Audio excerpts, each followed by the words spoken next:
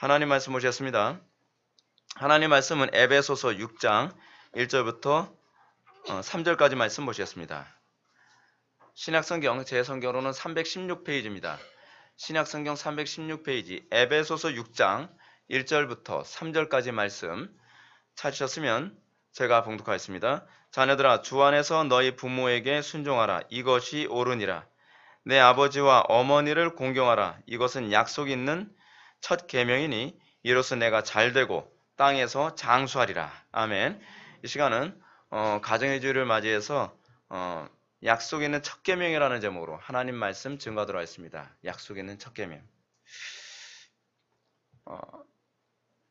심각한 얘기부터 합시다. 한 나라나 국가나 민족이 멸망하게 되는 아주 중요한 요소가 있습니다. 중요한 요인 중에 하나가 있는데 그것이 뭐냐면 씨를 더 이상 퍼뜨리지 못해서 멸망하는 겁니다. 우리는 이걸 뭐라고 얘기하냐면 멸종이라고 얘기합니다. 멸종.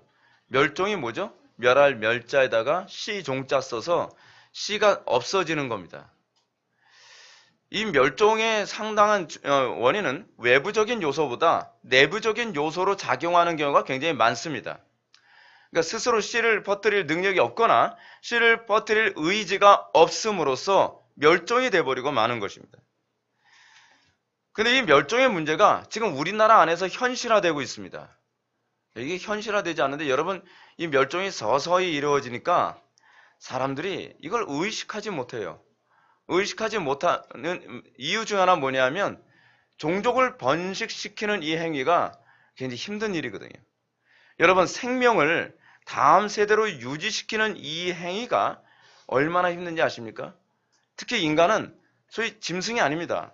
애를 낳고 나서 알아서 커가 아니라 애 낳는 것도 힘들지만 애를 낳고 키우고 양육하고 공부시키고, 근데 얼마나 이기적인지, 이 이기적인 인간들이 자식 키우는데 자기 희생하기 싫으니까, 그리고 자기 편리하게 살고 싶으니까 자식을 어찌하든지 안 낳으려고 그래요.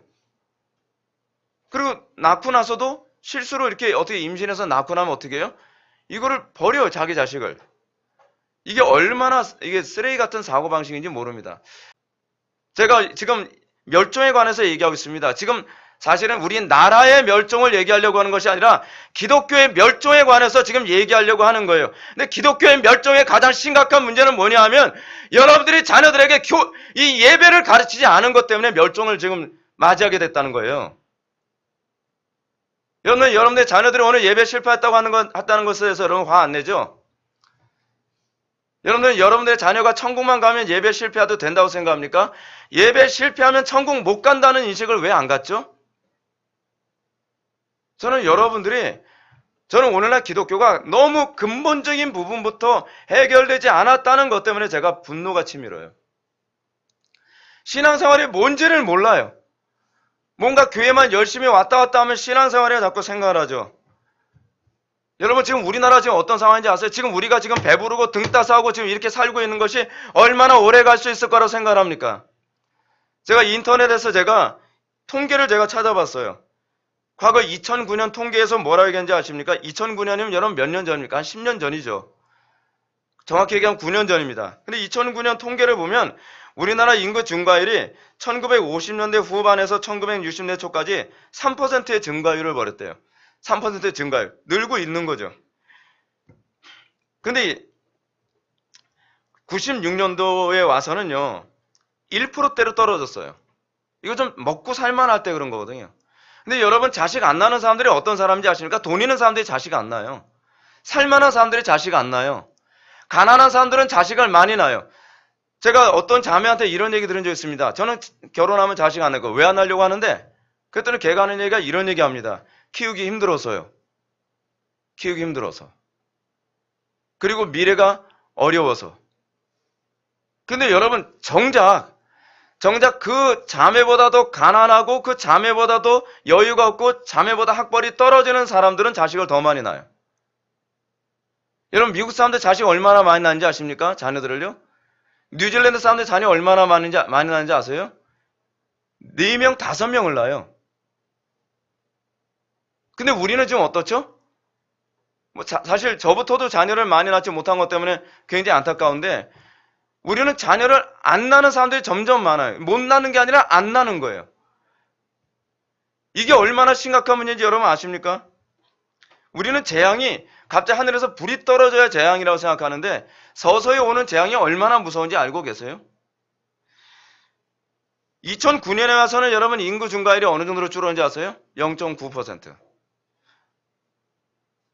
그래서 그 당시 2009년에 이렇게 얘기가 나옵니다. 신문기사에서는 이 같은 추세가 지속될 경우 2019년부터는 인구가 감소하는 시대에 접어들게 될 거라는 거예요. 내년 2019년이거든요. 근데 사실 지금부터 인구 감소하고 있거든요. 탄력이 붙었어요. 자식 안 낳는데 탄력이 붙은 거예요. 제가 목회하면서 여러분들 피부로 못 느끼죠? 여러분들 얼마나 이기적인지, 여러분들 얼마나 교만한지, 여러분들 얼마나 잘난 체 하는지 여러분들 잘 못 느끼죠? 제가 미얀마 가서 설교할 때나 제가 좀 우리나라보다 조금 못 사는 나라 가서 제가 설교할 때 느끼는 게 뭐냐면 우리나라 사람들은 너무 교만해서 이거 복음이 안 들어가는구나 라는 생각을 되게 많이 듣게 됩니다. 우리는요, 설교를 들으면서 걸러서 들어요. 내가 귀에 달콤하면 아멘이고 내가 받아들여서 불편하면 그냥 노멘이죠. 근데 여러분 이렇게 우리가 강팍하게 사는 것으로 인해서 지금 어떤 현상이 나타났습니까? 지금 OECD 국가 중에서요, 인구가 가장 안 늘어나는 나라가 우리나라라는 거예요. 근데 좋다 이거예요. 근데 여러분 우리는 이 생각만 하죠. 안 나서 적게 인구 증가율이 약해졌다는 생각만 하죠. 그래서 지금 고령 인구가 굉장히 가속화되고 있다. 근데 여러분 사실은 엄밀히 따지면 인구가 굉장히 빠른 속도로 지금 감소하고 있는 겁니다. 왜냐하면 교통사고 사망률이 우리나라가 세계 1위예요. OECD 국가 중에 1위예요. 그리고 노동인구 감소도 세계 1위예요. OECD 국가 중에서. 우리나라는 노동 생산 인구가요. 15살에서 64세까지 20년간 19% 줄어들었어요. 급감했죠. 뭐죠? 대한민국 사람은요. 지금 멸종 위기에 있는 거예요. 그러니까 이 통계학자들이 뭐라고 얘기하냐면 앞으로 우리나라는 인구가 부족해서 망하게 생겼다는 거예요. 그렇잖아요. 인구가 없는데. 그럼 여러분 이걸로 끝날 거라고 생각합니까? 그럼 빈자리를 누가 메울까요? 외국인들이 메우겠죠. 그러면서 자동적으로 우리나라는 이슬람화되고 자동적으로 우리나라는 망하는 거예요. 역사에서 대한민국이라고 하는 존재는 사라져버리고 마는 거예요. 근데 이렇게 된 원인이 어디 있냐? 욕심 때문이에요. 자식 키우면서 그러는 것보다 어디 놀러 다니고 행복하고 우리 부부끼리 재밌게 살면 좋잖아? 부부끼리 결혼해서 어떻게 해요? 마음에 안 들면 이혼해도 혹덩어리 없으니까 얼마나 편해요. 오늘날 자녀를 안 낳으려고 하는 그 여러 가지 이유 중에 하나는 뭐냐면 자녀 교육시키기 불편해서만이 아니에요. 요즘 사람들은 어떠냐면 결혼하면 수틀리면 이혼할 수 있는 조건을 만들기 위해서예요. 자식 있으면 이혼하는 것도 불편하거든요.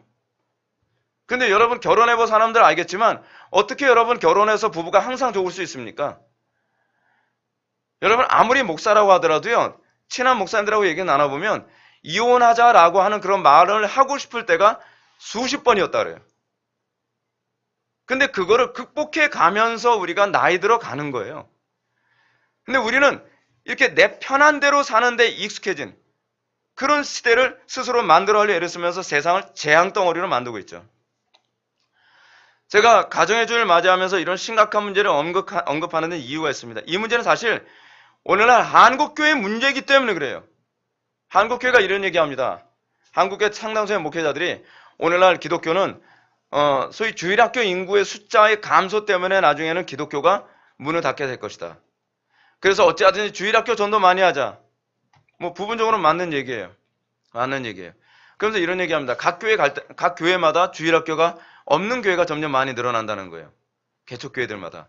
왜냐면 애들이 없으니까. 전도가 안 된다는 거예요. 왜 자꾸 성경적으로 생각을 안 하죠? 여러분 그 문제가 아니에요. 기독교인들부터가 애를 안 낳는다는 얘기예요. 그리고 기독교인들부터가 자녀들에게 신앙을 안 심어주고 있다는 것이 문제예요. 그렇죠? 아니 기독교인들 장년들은 많은데 어떻게 주일학교 애들이 적을 수 있죠? 젊은 사람들은 많은데 주일학교 애들은 적대요. 그럼 그것부터가 뭐가 문제죠? 예수 믿는 사람들도 똑같이 이기적이라는 거예요.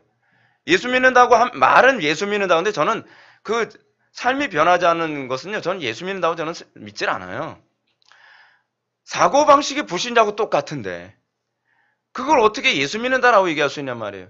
안 믿는 사람들처럼 똑같이 자식 낳으면 불편한가 자식 안 낳아요. 그래서 주일학교 인구가 줄어드는 거죠. 지금 현상적으로 봤을 때는 지금 기독교 인구가 뭐 몇백만이라 그래요? 뭐 600만이다, 뭐 800만이다, 뭐 이런 얘기 하는데 여러분 숫자에 너무 신경 쓰지 마십시오. 숫자 아무 의미도 없습니다. 왠지 아세요? 기독교 인구가 600만이다, 800만이다 라고 얘기하는데 여러분 600만, 800만에 여러분 누가 포함되는지 아세요? 천주교 신자 포함돼요. 제가 알기로는 그런 줄 알고 있어요. 거기에 이단들 포함돼요. 이단 무지하게 많습니다. 바글바글해요. 이단 포함되죠. 천주교 제가 정확한지는 잘 모르겠는데 천주교도 제가 포함되는 걸 알고 있어요. 천주교 포함 안 된다고 칩시다. 안 된다고 치는 거로 해도 이단만 해도 바글바글해요. 이단 포함돼요. 그리고 거기에 여러분 종교적으로 위선적으로 신앙생활하는 사람들 얼마나 많습니까? 그러니까 소위 썬데이 크리스찬 주일날만 왔다 갔다 하는 사람 그 사람들이 한국 교회의 거의 한 80% 정도 되죠.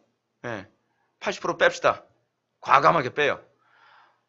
그리고 적당히 그러니까 교회를 다니긴 다니는데 자기의 어떤 이미지 관리, 내가 좀 신앙 좋은 것처럼 보이기 위해서 열심을 내는 사람들. 그리고 교회는 다니는데 양다리 걸치고 있어요. 하나님과 세상을, 하나님과 돈을, 하나님과 행복을, 하나님과 명예를 양다리 걸치면 숭배하는 사람들을 뺍시다. 그럼 몇 명 남을까요? 여러분 숫자에 저는 통계를 별로 좋아하지 않아요. 통계는요 별로 큰 의미가 없을 때가 굉장히 많이 있어요. 그 통계는 해석에 따라서 많이 달라지거든요. 이거 다 빼면요 기독교는 멸종이에요. 멸종. 여러분 제가 왜 목회를 이렇게 과격하게 하는지 아십니까? 기독교가 오늘날 가장 심각한 문제는 뭐냐면 그냥 명목상의 크리스찬만 만들었으면 성공했다고 생각하는 것이 이 지경을 만들었기 때문이에요. 근데 문제는 뭐냐면 이 본질을 바라보지 못하고 자꾸 뭐라고 얘기해요. 노예 같은 데 가면 그래요. 요즘 우리 교회 성장 많이 했어요. 많이 모였어요. 어떻게 많이 모였는데 우리 교회에서 요즘 트레스티아스 하니까 많이 모이더라고요. 우리 교회에서 무슨 프로그램 하니까 많이 모이더라고요. 제가 그 소리 들으면서 제가 어떻게 했어요. 제가 속으로. 아니 그렇게 해서 모이는 게 무슨 의미가 있어요. 청동원 전도주를 해가지고서 뭐 드라이어 줬더니 많이 모이더라? 그러면서 여러분 많이 모이는 게 무슨 의미가 있단 말이에요. 하나님 두려워할 줄도 모르는 그런 인간들. 삶 속에서 하나님을 의식하지도 못하는 그런 인간들로 여러분 채우면 뭐하냔 말이에요. 아니, 없는 것보다 낫잖아요. 아니 있는 것보다 나아요. 저는 그렇게 봐요. 왜냐하면 그 누룩들이 적은 누룩이 온 빵덩이를 부린다는데 아니 지금 상황은요 누룩 속에 빵이에요. 우리 한국교회 구조는요 빵 속에 누룩이 아니라 누룩 속에 빵이라니까요. 여러분 누룩이 많아도 좋습니까? 전 그렇게 생각하지 않아요. 오히려 클리어하면 정말 본질이 살아있으면 그 교회는 나중엔 모든 어려움, 어두움을 정복해요. 근데 우리는 성경의 원리대로 생각을 하지 않아요. 우리는 기업의 원리로 생각하죠. 우리는 인간적인 합리주의로 생각을 하죠. 그 결과가 이렇게 됐잖아요. 도대체 오늘날 이 시대의 기독교는 기독교라고 얘기할 수 있냔 말이에요. 제가 오늘 가정의 주일을 맞이하면서 성경의 자녀들에게 어떤 삶을 요구하고 있는가에 관해서 제가 살펴보고 싶습니다. 그러나 저는 이 본문 통해서 더 부모가 자녀들을 어떻게 양육해야만 하는가에 관해서 더 초점을 맞춰 제가 설명하고 싶어요. 1절부터 3절 오늘 본문 말씀 다시 한번 읽어봅시다. 시작. 자녀들아 주 안에서 너희 부모에게 순종하라. 이것이 옳으니라. 내 아버지와 어머니를 공경하라. 이것은 약속 있는 첫 계명이니 이로써 내가 잘되고 땅에서 장수하리라. 아멘. 바울은 지금 자녀들을 향해서 주 안에서 너희 부모에게 순종하라는 명령과 내 아버지 어머니를 공경하라라는 명령을 주문하고 있습니다. 뭐 여러분들 딱 보시면 아시겠지만 이게 문학적 표현이에요. 같은 말 두 번 반복한 겁니다. 같은 말 두 번 반복을 항상 뭐라 그랬죠? 강조예요. 강조. 근데 강조의 의미만 있는 게 아니에요. 항상 시편이나 그렇지 않으면 신약에서 같은 말을 반복할 때는 첫 번째는 강조의 의미가 있고 또 하나 뭐냐면 앞에 있는 말을 다른 언어로 설명하기 위한 주석적 의미를 가지고 있어요. 여기도 지금 그런 표현을 사용하고 있습니다. 오늘 본문은 제5계명을 바울이 표현하고 있습니다. 제5계명. 여러분 5계명은 어떻죠?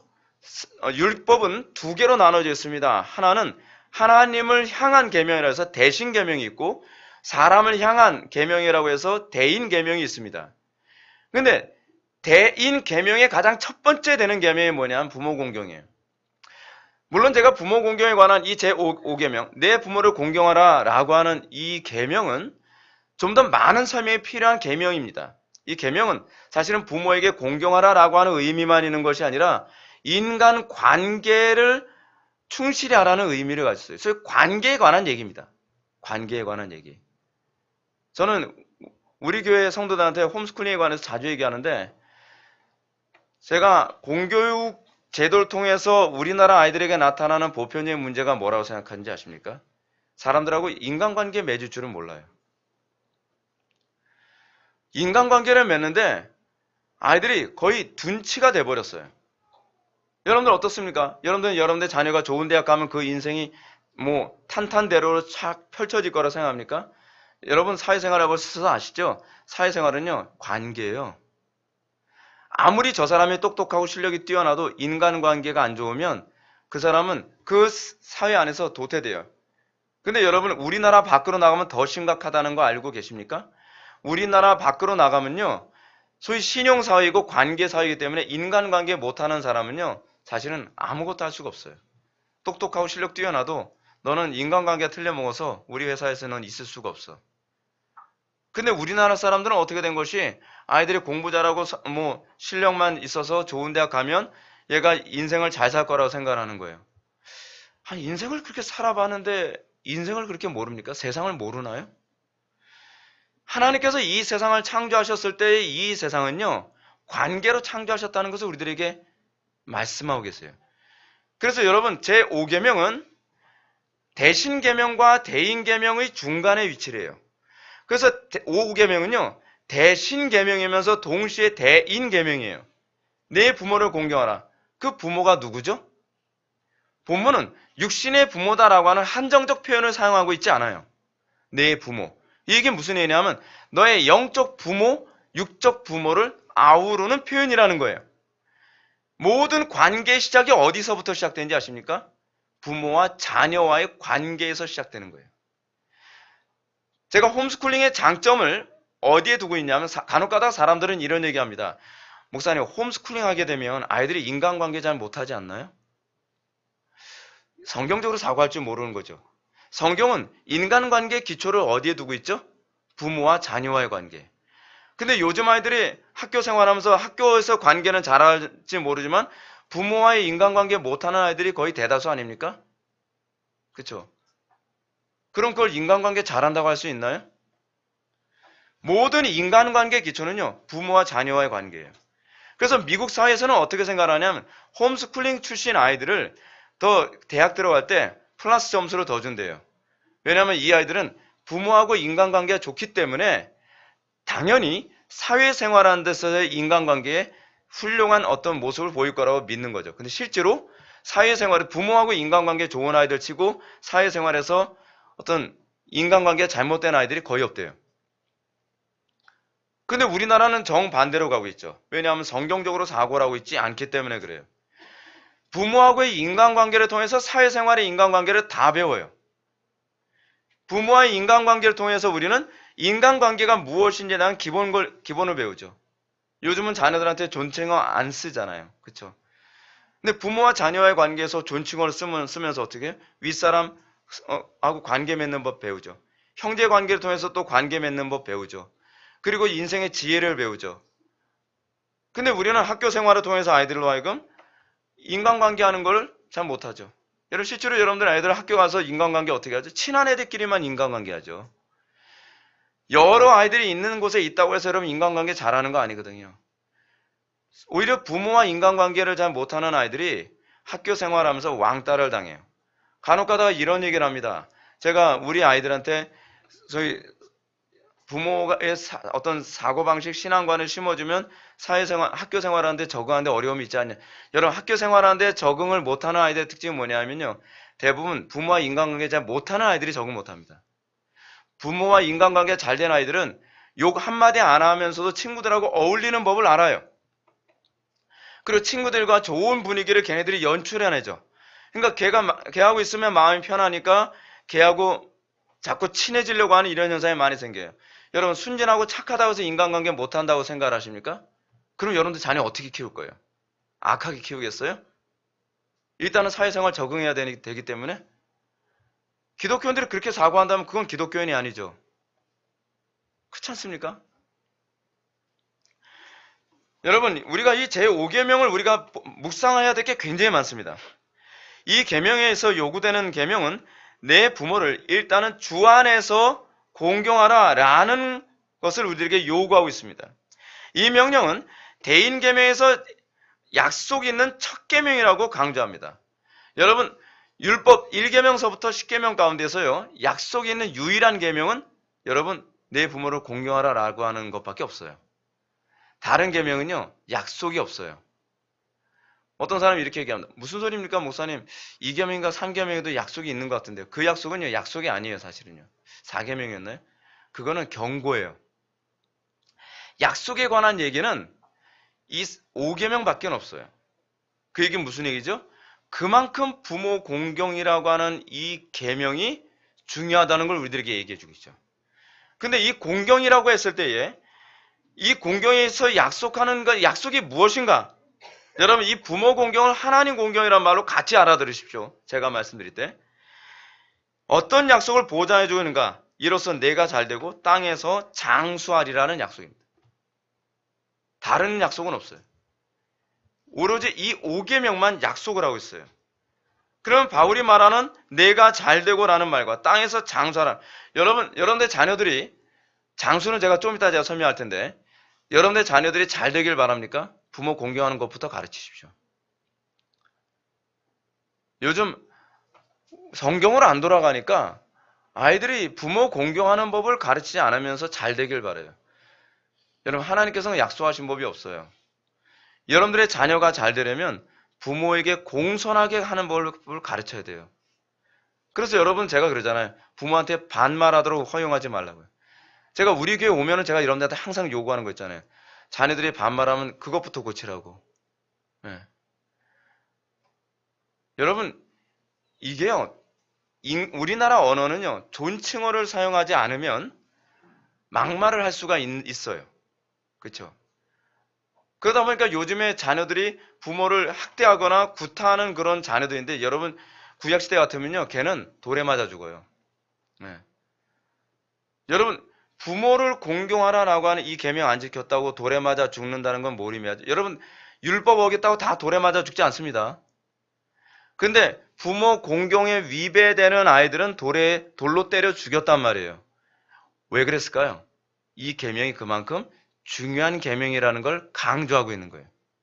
여러분, 예를 들어서요, 우리가 사회에서 어떤 특정한 죄에 대해서는 굉장히 크게 형벌을 내리는 경우가 있죠. 여러분, 크게 형벌을 내린다고 하는 것은 이 죄가 이 죄보다 더 약하다, 덜 중요하다는 건가요? 또는 그렇지 않으면 더 중요하다는 건가요? 그 의미가 아니죠. 죄는 하나님 앞에서 다 똑같죠. 근데 하나님께서 그럼에도 불구하고 어떤 특정한 죄에 대해서 더 심하게 형벌을 내리는 이유는 중요하다는 것을 얘기하는 거예요. 죄는요, 경중이 없어요. 죄를 대죄와 소죄로 나누는 건 천주교적 사고방식이지, 우리는 모든 죄가 사망에 이르기에 충분해요. 그럼에도 불구하고 부모 공경이라고 하는 이 죄에 대해서 사형 선고를 내리는 이유가 뭐냐면 신앙의 본질이라는 것을 우리들에게 얘기해 주는 표현이죠. 자녀들이 부모를 공경하는 것, 부모 공경이라고 했을 때 두 가지로 알아들으라고 제가 여러분들한테 말씀드렸습니다. 하나님 공경하는 것을 포함해서 이해해야 돼요. 하나님 공경하는 그 가장 대표적인 행위가 바로 예배거든요. 그래서 제가 중고등부 맡거나 청년부를 맡으면 가장 제가 첫 번째 하는 일이 뭐냐면 예배부터 제가 질서 잡는 것부터 시작해요. 근데요, 참 신기하죠? 예배만 건드렸다 하면 사람들이 기분 다 나빠요. 그냥 기분 나빠요. 꼭 그렇게까지 해야 되냐는 거예요. 근데 그렇게까지 해야 돼요, 여러분.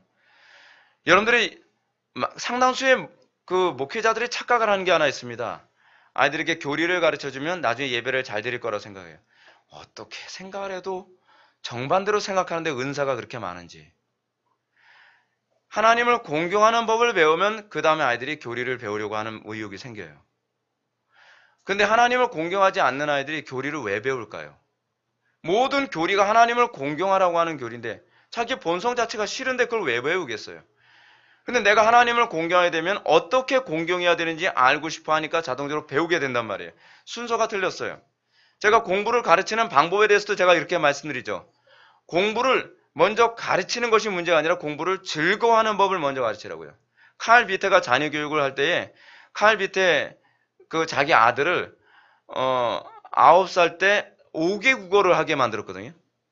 그리고 13살 때 박사학위를 땄고요. 15살 때 얘가 대학교 법대 교수를 했어요. 네, 우리 교회 15살 누구죠? 네. 근데 칼 비테는 자기 자녀를 그렇게 교육시키는 방법을 뭐라고 얘기했냐면 공부를 즐기게 가르쳤다는 거예요. 얘기해서 공부는 항상 놀이라는 거예요. 즐거움이라는 거예요. 그러니까 공부를 해라 해서 억지로 하는 것이 아니라 재밌어서 하다 보니까 그렇게 됐다는 거예요. 새로운 언어 배우는 게 너무 재밌다는 거예요. 여러분 괴물처럼 보이죠? 새로운 언어 배우는 게 너무 재밌습니까? 그리고 새로운 어떤 학문을 하나씩 깨달아가는 게 너무 재밌나요? 근데 애가 이것을 재밌어 하니까 어떻게 되냐면 시키지 않아도 책을 읽어가면서 박사가 돼가는 거예요. 우리는 그런 애들은 뭐라 그러죠? 척척 박사라 그러죠. 척척 박사. 근데 여러분 농담하지 말았어야 되는데 여러분 우리가 하나님을 경외하는 법을 먼저 하나님 경외하는 것을 즐거워하는 법을 배우지 않으면 아무리 교리를 가르쳐도 소용이 없습니다. 그래서 저는 교회 안에서 가장 첫 번째로 새신자가 오면 그 사람에게 믿음이 들어가려면 뭐부터 시작해야 된다고 생각하냐면 저는 예배에 대한 경건부터 회복해야 된다고 저는 생각을 합니다. 이거 손을 안 쓰면 제 말을 믿으십시오. 죽을 때까지 믿음 안 들어갑니다. 하나님을 모독하고 하나님을 우습게 여기는 게 몸에 뱉는데 어떻게 믿음이 들어갈 거라고 생각합니까? 상식적으로 생각해 보십시오. 안 그렇잖아요. 자, 그런데 여기서 바울이 내가 잘되고 땅에서 장수하리라라고 하는 이 약속의 근거가 무엇일까요? 이것을 이해하려면 출애굽기와 신명기를 봐야만 합니다. 출애굽기 20장에서는 이 계명을 이렇게 설명하고 있습니다. 내 부모를 공경하라. 그래야면 내 하나님 여호와가 내게 준 땅에서 내 생명의 길리라. 잘 보세요. 바울이 한 말이 없어요. 내가 잘되고라는 말이 없단 말이에요. 근데 왜 있는지를 제가 설명해 드릴 거예요. 신명기는 또 이렇게 얘기합니다. 내 하나님 여호와께서 명령하신 대로 내 부모를 공경하라. 그래야면 내 하나님 여호와가 내게 준 땅에서 내 생명의 길고 복을 누리리라. 내가 잘되고 그런 말 없죠. 양쪽에 다 없습니다. 출애굽기 신명기의 5계명 언급을 보면 바울이 주 안에서 내 부모를 공경하라 라고 하는 이 명령은 신명기에서 따온 말이에요. 신명기에서 뭐라고 했냐면 너는 내 하나님 여호와께서 명령한 대로 내 부모를 공경하라. 부모 공경을 여러분 아무렇게나 하는 게 아니에요. 하나님께서 명령한 대로예요. 하나님께서 명령하신 대로 부모가 하나님의 명령에 위배되어지는 방식으로 요구했을 때는 그 자녀들은 공경할 수 없는 거죠. 왜죠? 그것을 만약에 수용하게 되면 하나님 공경이 무너지기 때문이에요. 여러분, 우리의 공경의 전제는 하나님을 공경하기 위해 육신의 부모를 공경하는 거예요.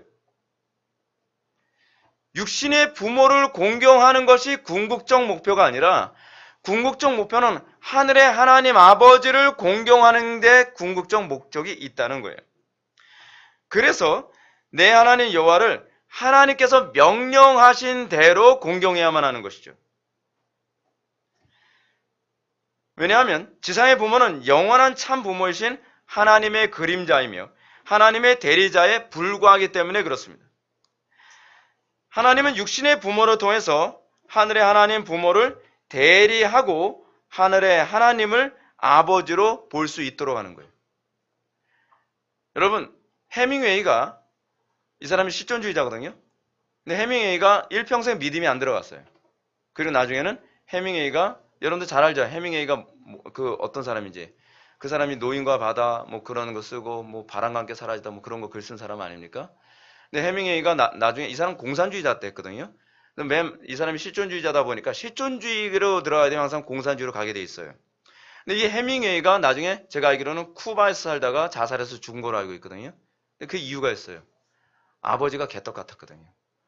어머니는 경건했다고 하는데 그 경건도 저는 사실은 들여다봐야 될 문제라고 생각을 하지만 아버지가 신앙생활 아주 형편없었고 아버지가 아주 불경건했대요. 그리고 그 아버지가 나중에 자살을 해서 죽었대요. 그런데 해밍웨이가 하나님을 믿을 수 없었던 이유가 뭐냐면 아버지를 보면서 하나님에 대한 신뢰가 많이 무너졌다는 거죠. 부모는 하나님을 바라보게 만드는 그림자입니다. 아이들은 부모를 통해서 하나님은 이런 분이시구나 라고 하는 소위 일반 계시를 통해서 하늘의 하나님을 보게 만드는 거예요. 근데 아버지는 하나님의 반쪽을 보여주는 거고 어머니는 하나님의 또 다른 반쪽을 보여주는 존재예요.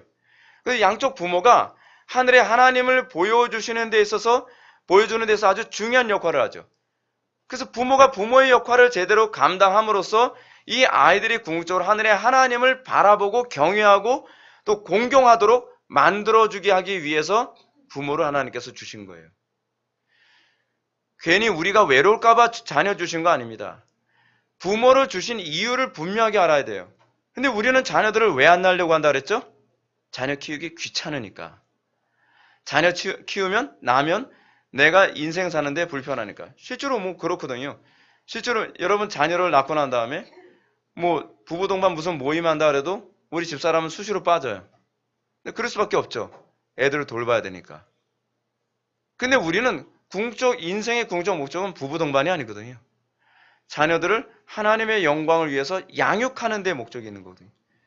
제가 여러분들한테 그런 말씀드리죠. 여러분 나중에 하나님의 심판대 앞에 서면 하나님께서 뭘 물어보실 것 같아요? 내가 너한테 맡겨준 자녀에게 나 제대로 계시했어? 내가 너한테 맡겨준 자녀들 하나님께서 제대로 인도했어? 내가 너한테 맡겨준 자녀들 제대로 내 대신에 잘 관리했어? 여러분 이거 틀림없이 물어봅니다. 이건요 제가 진짜 안 할게요. 손에 장애 지진다는 얘기 하려고 했는데 그냥 알아서 들으세요. 이 문제는요 심각한 문제예요. 제가 말씀드리죠. 이 문제 때문에 우리나라가 지금 멸종의 상태까지 가게 됐다고요. 근데 이 문제 때문에 우리 기독교 신앙의 멸종각이 돼 있어요. 여러분들 분명히 기억하십시오. 세상이 아무리 약해도요. 부모가 자녀들을 바르게 양육하는 데에 대해서 정신만 차리고 있으면 자기 자녀들이 거의 웬만해서는 신앙에서 안 떠납니다. 우리는 자꾸 이런 핑계를 대죠. 세상이 악하고요. 뭐 음란하고요. TV가 어떻고요. 교육이 어떻고. 저는 그 부분에 대해서 이렇게 질문을 던지고 싶어요. 과연 당신은 자녀들을 바르게 양육하기 위해서 헌신적이고 희생적이었나요? 정말 충성을 다했나요? 성경에 가르치는 대로 했나요? 우리는 그 문제부터 질문을 던져야 돼요. 우리의 자녀들은 우리를 바라보면서 부모를 바라보면서 하늘의 하나님을 바라볼 수 있어야만 합니다. 그래서 육신의 부모를 공경함으로써 하늘의 아버지를 공경하도록 하신 겁니다. 여러분 잘 들으세요.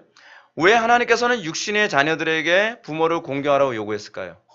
그거는 아이들이 육신의 부모를 공경하는 법을 배웠을 때에 하늘의 하나님을 공경하는 법을 배울 수 있기 때문에 그래요. 그 육신의 부모를 공경하게 됐을 때에 육신의 부모는 하늘의 하나님을 공경하도록 가르치고 그리고 요구할 수 있어요. 부모를 자기를 공경하지 않는데 어떻게 걔네들에게 하늘의 하나님을 공경하라고 가르칠 수 있겠냔 말이에요. 자, 여러분들 잘 보십시오. 여러분들의 자녀들 예수 잘 안 믿는다고 했을 때 이유가 뭡니까? 애들이 이제 내 말 안 들어요. 이 말씀에 뭐가 있죠? 얘들이 부모 공경하지 않는다는 얘기예요. 하나님께서 자녀들이 부모를 공경하는 그 소위 영적인 그 권위, spiritual authority를 여러분들한테 준 이유는 뭐냐면 그 권위로 하늘의 하나님을 공경하도록 하게 하기 위해서예요. 여러분들의 자녀들이 여러분들을 공경하지 않는 이유는 여러분들의 자녀들로 하여금 하늘의 하나님을 공경하도록 여러분들이 양육을 하는 데 관심이 없었기 때문이에요. 그래서 하나님께서는 영적 권위를 회수해 가셨다고 봐야 돼요. 여러분들 무조건 여러분들을 공경하도록 하나님께서 그걸 주는 거 아닙니다. 그 용도가 있어요. 육신의 부모를 공경하더라도 하는 이 용도는 하늘의 하나님을 공경할 수 있도록 우리들에게 권위를 주신 거예요. 그런데 바울은 이 공경의 문제를 반복법이라는 문학적 방법을 사용하죠. 그러면서 이렇게 말합니다. 바울은 자녀들아 주 안에서 너희 부모에게 순종하라 라는 말을 하고 나서 또다시 말을 내 아버지와 어머니를 공경하라 라고 얘기하고 있습니다. 이 두 말은 사실 같은 말인데 이 말은 반복하면서 다른 말을 주석을 달고 있는 거죠. 뭐죠? 내 아버지와 어머니를 공경하라 라는 말은 무엇과 같은 말이라는 거예요? 순종하라 라는 말이에요. 그래서 여러분들 제가 자녀 교육 시킬 때 이것부터 제가 가르치죠. 아이들의 말 배우기 전에 뭐부터 가르치라고요? 고집 꺾고 순종하는 법부터 가르치라고요. 여기 성경에 나와 있는 내용이에요. 순종은요, 훈련이에요, 이것도요. 어렸을 때부터 아이들 고집을 꺾지 않으면 여러분들의 자녀들은 절대로 부모를 공경하지 못합니다. 공경하는 법을 배울 수가 없어요. 자녀들이 부모를 공경하도록 가르치고 그것을 순종이라는 방법으로 가르치고 난 다음에 그 다음에 여러분들은 자녀들에게 예배는 이렇게 하는 거야, 기도는 이렇게 하는 거야, 삶은 이렇게 사는 거야 라고 순종을 요구했을 때 순종하면서 하늘의 하나님을 공경하는 법을 배우게 되는 거죠.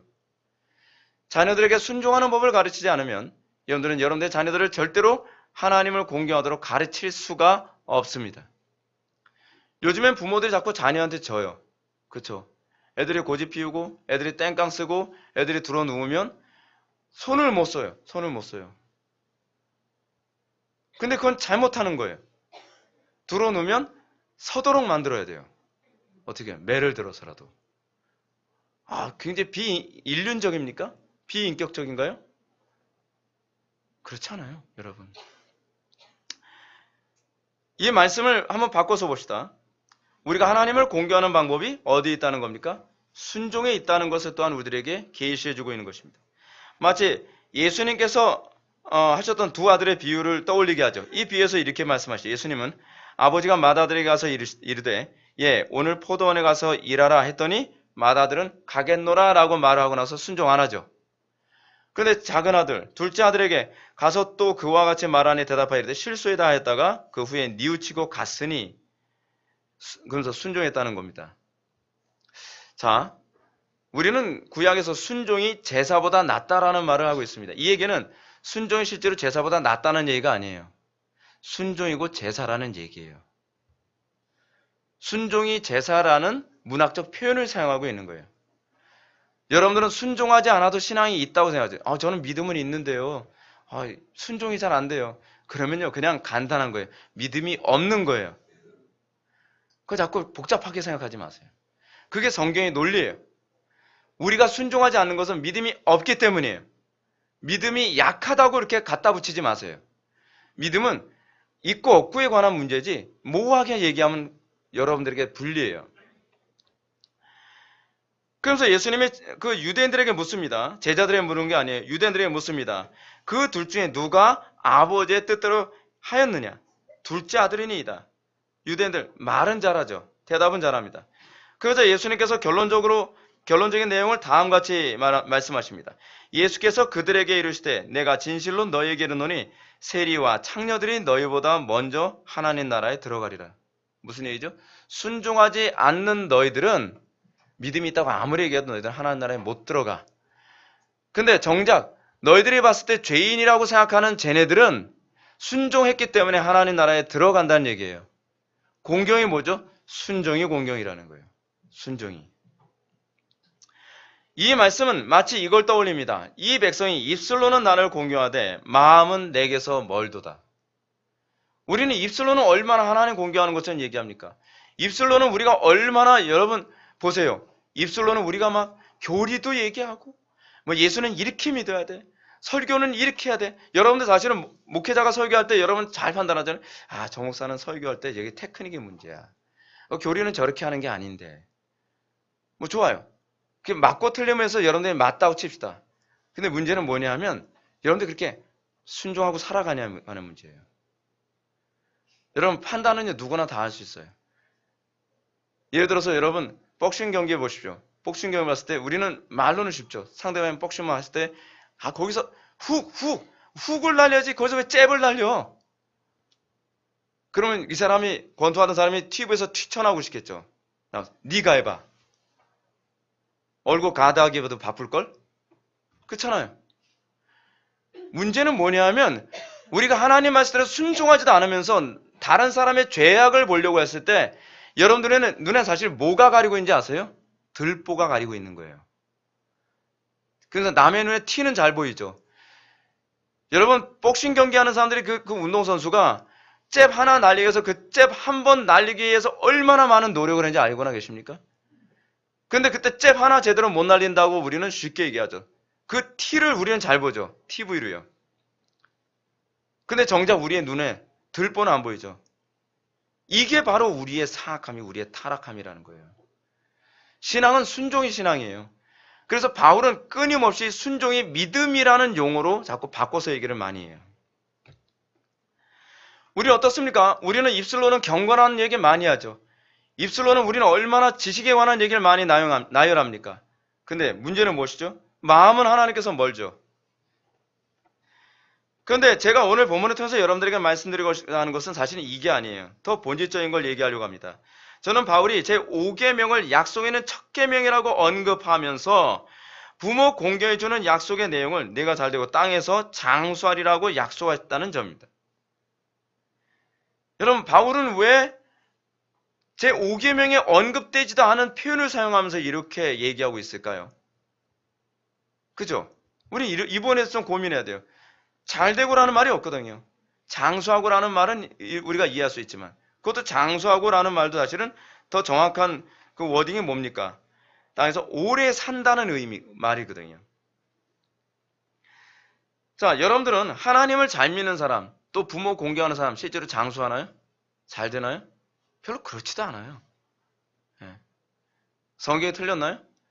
여러분 하나님 잘 믿는 사람 치고 잘 믿는 사람들 중에서 여러분 잘 못 산 사람들 굉장히 많습니다. 그리고 하나님 잘 믿는다고 하면서도 단명한 사람들 굉장히 많습니다. 여러분 이게 성경 말씀이면 이것이 진리면 예외가 없어야 돼요. 근데 예외가 너무 많이 보여요. 단편인 예를 들어서 여러분 조나단 에드워즈 여러분 몇 살 살다 간지 아십니까? 제가 외우기 쉬워요. 55세. 휘필드 55세. 칼빈 55세. 목사님 혹시 그때 평균 수명이 45세 아니었나요? 여러분 그렇게 생각하면 안 돼요. 단명한 건 맞아요. 억지로 이렇게 막 갖다 붙일 필요 없거든요. 그러면 이렇게 경건하게 산 사람들도 단명했다면 이 성경을 그럼 어떻게 해석해야 된다는 건가요? 우리는 이런 문제에 봉착하게 됐을 때 우리는 두 가지 해석이 가능합니다. 첫 번째 뭐냐면 성경의 가르침이 진리가 아니라고 보는 입장이 있을 수 있어요. 두 번째 입장이 있습니다. 그것은 뭐냐면 이 가르침이 의미하는 바가 우리가 알고 있는 표면적 의미가 아니라고 보는 관점이죠. 불신자는 첫 번째 관점을 추구할 것이 틀림없고 우리같이 믿음이라고 하는 전제로 이 본문을 바라보는 사람은 이 두 번째 관점을 우리는 수용하게 될 것입니다. 우리가 이해하는 그 개념이 아니라 다른 개념일 거라는 것이죠. 그렇다면 우리는 이 가르침을 어떻게 이해해야 옳을까요? 그것은 영적인 관점으로 이해해야 됩니다. 마치 예수님께서 마지막 날에 뭐라고 했죠? 누가복음 21장 17절부터 18절 말씀 보면 이런 말씀이 나옵니다. 너희가 내 이름으로 말미암아 모든 사람에게 미움을 받을 것이라 너희 머리털 하나도 상하지 아니하리라. 여러분 마지막 날에 환란이 극심해지게 되는데 그때 우리가 환란 당해도 예수 믿는 사람들은 머리털 하나 상하지 않는데요. 이게 무슨 얘기죠? 고문도 안 당하고 핍박도 안 당하고 마음 상하는 것도 안 당하고 누가 우리를 건드리지도 못하고 그렇게 된다는 얘기인가요? 그렇게 해석하면 안 된다는 것은 우리가 이미 쉽게 입증할 수 있죠. 이 얘기는 뭘 의미해요? 우리가 영적으로 완벽하게 보호를 받는다는 표현이에요. 그렇다고 한다면 오늘 본문도 그런 식으로 이해해야 된다고 우리는 알 수 있죠. 그래서 내가 잘되고 땅에서 장수하리라 라는 약속을 어떻게 이해해야 할까요? 출애굽기 20장 12절과 신명기 5장 16절의 표현을 이해해야 이 부분이 제대로 이해가 됩니다. 왜냐하면 바울은 출애굽기와 신명기에 나오는 제5계명을 염두에 두고 이 표현을 사용했기 때문에 그런 겁니다. 먼저 출애굽기 20장 12절 다시 한번 봅시다. 내 하나님 여호와가 내게 준 땅에서 내 생명이 길리라. 민수기 5장 16절 내 하나님 여호와가 내게 준 땅에서 내 생명이 길고 복을 누리리라. 여러분, 이런 출애굽기와 신명기에 나오는 부모 공경에 대한 약속은 부모를 공경한 자에게 주어진 약속은 한마디로 내가 준 땅에서 내 생명이 길고 복을 누릴 것이다 라는 약속입니다. 그러면 여러분, 이거 단순히 장수한다는 얘기가 아니겠죠. 단순히 형통한다는 얘기가 아니겠죠. 뭘 얘기하는 걸까요? 이걸 복을 누리리라 라고 하는 부분을 바울은 잘되고 라는 표현으로 지금 사용한 거예요. 근데 복이 뭐죠? 구약에서 복이 뭐죠? 하나님과 동행하는 것. 임마누엘의 개념이죠. 잘 된다는 건 무엇을 얘기하는 걸까요? 하나님과 동행한다는 걸 얘기하는 거예요. 여러분들 잘 된다는 개념 항상 그런 개념입니다. 요셉이 형통하였더라. 형통하면 뭘 형통해요? 그렇죠? 창세기에서 요셉만큼 그 불통한 사람이 어디 있습니까? 형제들한테 배신당해가지고 노예로 팔려가요. 근데 성경은 뭐라 그러죠? 요셉이 그곳에서도 형통하였더라. 형통해야 봐야 노예예요. 그렇죠? 근데 거기서 형통했다고 하는데 보디발의 아내한테 또 해꾸질 당해가지고 감옥에 갇혔어요.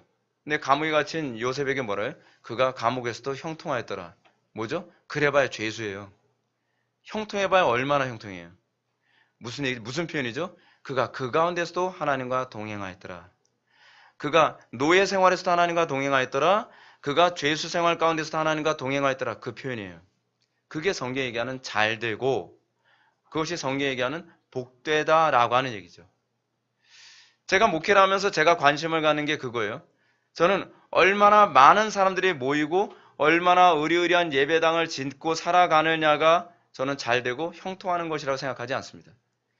제가 주님과 동행하고 있다면 이 목회가 형통한 목회라고 저는 생각을 해요.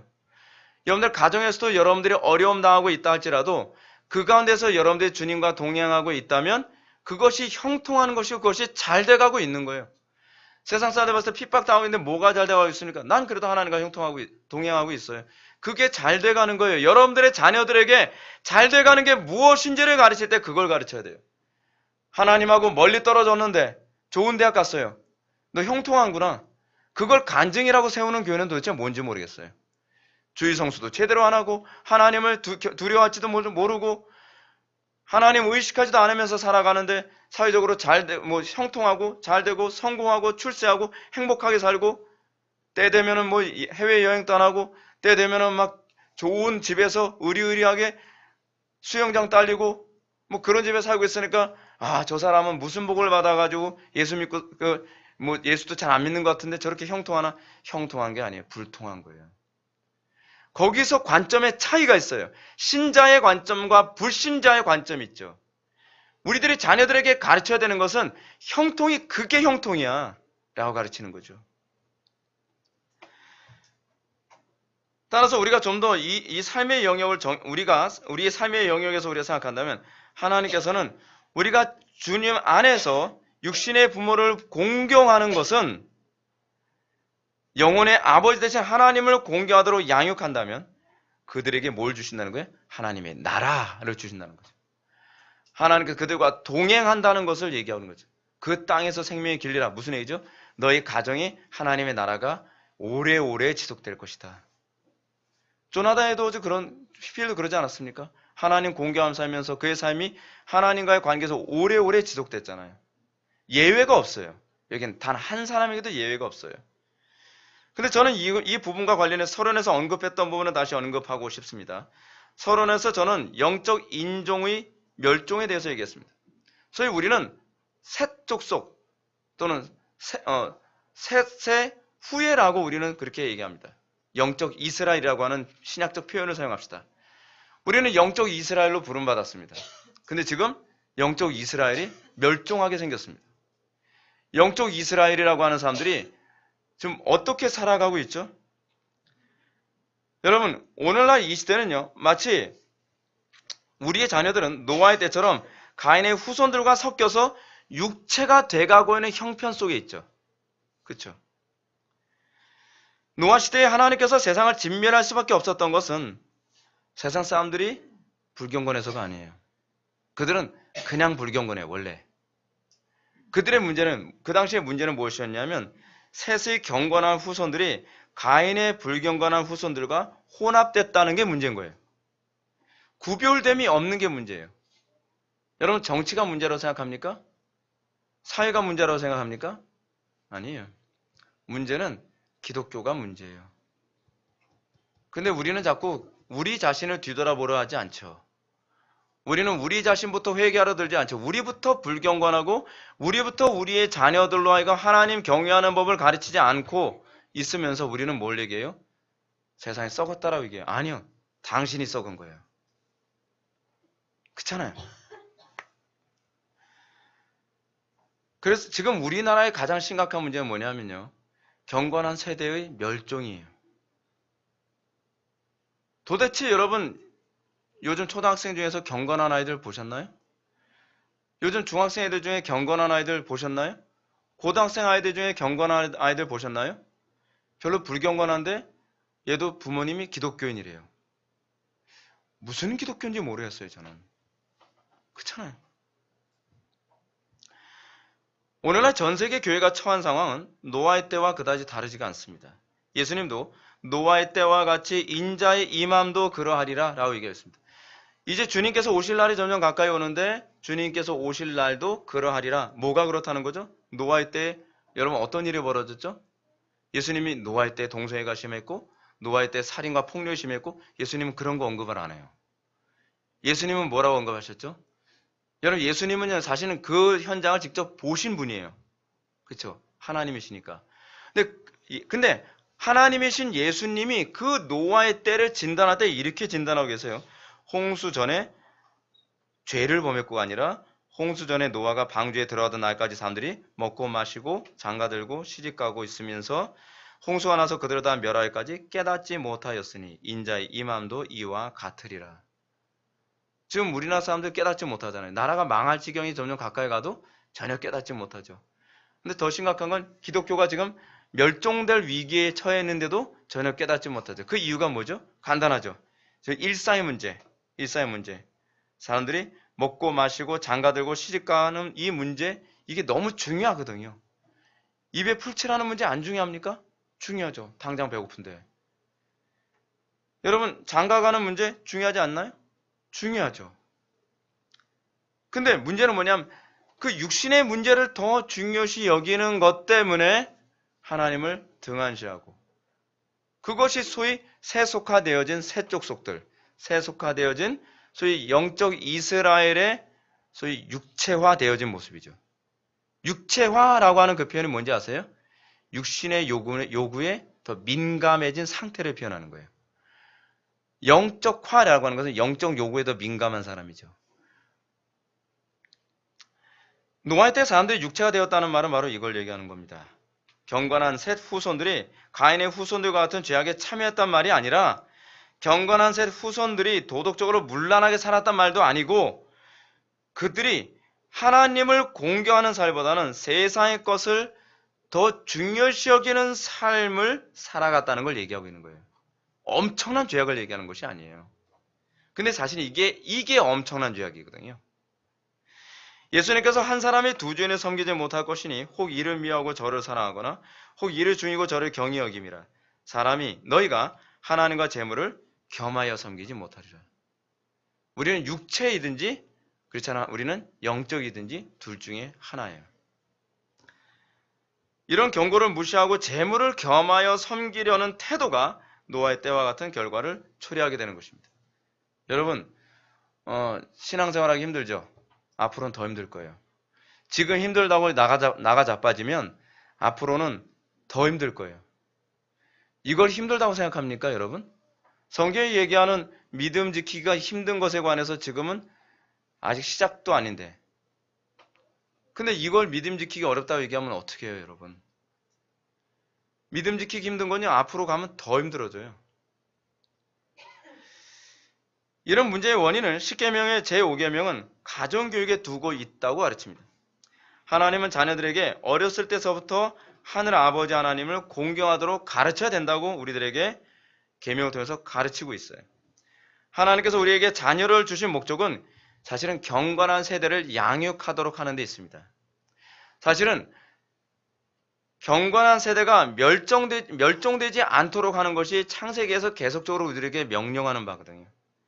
이렇게 경건한 세대를 양육하도록 하기 위해서 하나님은 흥미로운 논리 구조를 우리에게 주셨는데, 그것은 첫째로 아이들로 하여금 육신의 부모를 공경하도록 가르쳐야 한다는 것이고, 그리고 이렇게 자녀들에게 공경을 받는 부모는 이 공경을 통해서 하늘 아버지를 공경하도록 그것을 토스해야 된다는 거예요. 그렇게 가르쳐야 된다는 거예요. 그걸 위해서 공경을 받으라는 것이지, 안 믿는 부모도 뭐라 그러니까, 야, 너 예수 믿는다며? 너 교회 가면서 너 뭐 배웠어? 부모 공경하라는 말 안 배웠어? 내가 알기로는 십계명에도 있던데, 근데 그 공경의 목적이 그게 아니에요. 하늘의 하나님을 공경하도록 만들기 위해 공경이라는 계명을 주신 거죠. 왜냐하면 이거 없이 하늘의 하나님을 공경하게 할 수가 없으니까. 마치 여러분들이 목사가 인간이지만 목사를 배나 더 존경할 자로 알라라고 하는 것은 목사를 존경할 때의 목사의 말에 권위 있게 따르기 때문에 그런 거거든요. 이게 하나님께서 우리에게 주신 권위의 논리예요. 이렇게 자녀들의 육신의 부모를 공경함을 통해서 하늘의 부모를 하늘 하나님의 공경하는 법을 배우게 될 때 그 자녀들은 비로소 행복한 삶을 살게 돼요. 그 자녀들은 비로소 하나님과 동의하는 삶을 살게 돼요. 그 자녀들은 비로소 가정이 천국이고 삶이 천국이고, 그리고 그 자녀들 통해서 이 사회, 이 세상을 천국으로 만드는 법을 배우게 되죠. 그래서 이 땅에서 내 생명이 길고 복을 누리리라 라는 말의 성취를 맛보게 되는 것입니다. 사랑하는 성도 여러분, 저는 오늘날 기독교가 영적 멸종을 당하지 않기 위해서 주일학교를 활성화시키려는 시도를 많이 해봅니다. 그래서 온갖 말도 안 되는 이상한 방법까지 사용해서 아이들 바글바글 예배당에 채워놓습니다. 어떤 교회는 뭐 매빅인지 셀빅인지 뭐 이상한 프로그램 갖다 놓고서 아이들을 바글바글 채워놨다고 하는데 사탕 집어던지고 예배가 아니고 아수라장을 만들어요. 그 전도사라는 양반은 머리다 헬멧에다 무슨 헤드셋 하고서 뭐 슈퍼맨 망토 있고 뭐 퀴즈 맞히기 해가지고서 퀴즈 많이 알고 성경 많이 알면 얘가 신앙이 들어간다고 생각을 하는 거예요. 왜 이럴까요? 왜 이렇게 정신을 못 차릴까요? 신앙은 하나님을 공경하는 거예요. 하나님을 얼마나 마귀가 교활한지 성경 구절 하나 더 알게 만들면서 하나님 무시하는 법을 몸에 익히게 만드는 거예요. 그러니까 아이들 예배 시간에 막 몸을 틀죠. 막 힘들어서. 제가 옛날에 어느 청년부를 제가 딱 맡았었다 그랬잖아요. 그리고 청년부에 딱 갔는데 제 선임이 설교를 20분 하고 찬양만 한 4, 50분 했다는 거예요. 그 사람 찬양 사역자라고 얘기하는데 그 전도사님이 원래 그 예수 안 믿기 전에 그 노래 부르던 분이거든요. 사회에서. 근데 그거를 그대로 목회에 데려와서 여전히 지금도 노래하고 계세요. 근데 설교를 20분 듣고 그리고 찬양만 4, 50분 하던 아이들이 제가 왔는데 저는 거꾸로잖아요.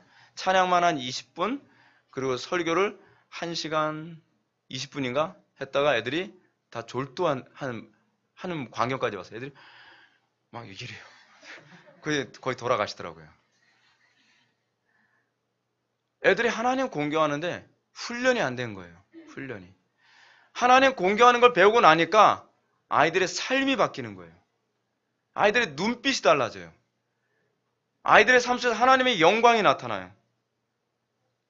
여러분, 십계명 중에서 약속이 있는 첫 계명은 이겁니다. 하나님을 공경하는 겁니다. 하나님을 공경한다는 건 뭘 얘기하는 거예요? 하나님을 바르게 예배하는 겁니다. 자녀들에게 뭘 심어줄 겁니까? 어떤 부모는 그렇습니다. 맨날 우리 아이는요, 소결의 문답 배우고요. 우리 아이는 성경 구절도 많이 배워요. 예배는요? 예배는 개떡이죠. 그건 지옥이에요. 하나님을 공경하는 법을 모르는데 성경 구절 많이 하는 것이 무슨 의미가 있고, 하나님을 공경하는 법을 모르는데 교리문답 달달달 외우는 게 뭐가 있습니까?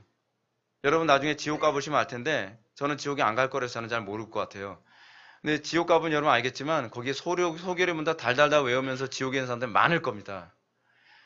성경 구절 수백 구절을 달달달 외우면서 지옥에 있는 사람들도 많을 겁니다. 천국은요, 성경 구절 외운 거 개수 따져가면서 커트라인 정하지 않습니다. 천국은 어떤 사람이 가요? 하나님 공경하는 사람이 가는 거예요. 자녀들에게 뭘 우리가 전수해줘야 되겠습니까? 예배를 전수해줘야만 합니다. 우리 자녀들이 하나님을 공경하고 하나님을 바르게 예배하는 법만 소유하게 된다면 여호와 하나님께서 주신 땅에서 생명이 길고 복을 누리게 될 것입니다. 여호와 하나님께서 주신 땅은 뭘까요? 그 약속의 땅, 가나안 땅, 하나님 나라를 얘기하는 거죠. 여러분들의 자녀들이 여러분들과 함께 천국에 가기를 원하십니까? 여러분들의 자녀들이 정말 하나님을 믿는 그 믿음 안에서 살기를 원하십니까?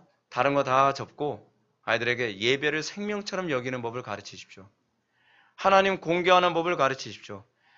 공적 예배만을 얘기하는 것이 아니라 삶의 모든 영역에서 하나님을 공경하는 것이 그것이 예배입니다. 죄 짓고 싶을 때 그거 하나님께서 기뻐하지 않는 거야. 게임하고 싶어 한다고 할 때 그 하나님께서 기뻐하지 않는 거야. 아이들이 그 죄악된 걸 보고 싶어 할 때 하나님께서 그걸 기뻐하지 않는 거야. 그래서 하나님 말씀에 복종하고 하나님 두려워하게 가르치면 이 아이들이 비로소 약속의 땅에서 생명이 길게 될 것을 믿으시기 바랍니다. 기도하시겠습니다. 사랑이 많으신 하나님, 우리가 신앙의 기초를 무시함으로 말미암아 영적 진멸 상태, 영적 멸종 상태로 가게 되고 말았습니다. 한국교회가 본질을 깨닫기 원합니다. 아니, 우리 자신부터 본질을 깨닫기 원합니다. 우리가 하나님 경외하는 법을 배우게 하여 주시고 우리가 정말 하나님을 두려워함으로 우리의 삶이 날마다 하나님을 공경하는 삶의 연속이 되게 하여 주옵소서. 우리 자녀들에게 대학을 물려주거나 재산을 물려주거나 그렇잖아요. 행복을 물려주려 하기보다는 우리가 하나님을 물려주고 우리가 하나님을 공경하는 법을 우리가 물려줄 수 있는 현명한 부모들 되게 하여 주옵소서. 이 세대를 본받지 않게 하여 주옵소서. 이 세대 사람들처럼 세상의 것, 육체의 것을 물려주려 하지 말고 하나님 공경함을 물려줄 수 있는 현명한 부모가 되게 하여 주옵소서. 예수님의 거룩하신 이름으로 기도드립니다. 아멘.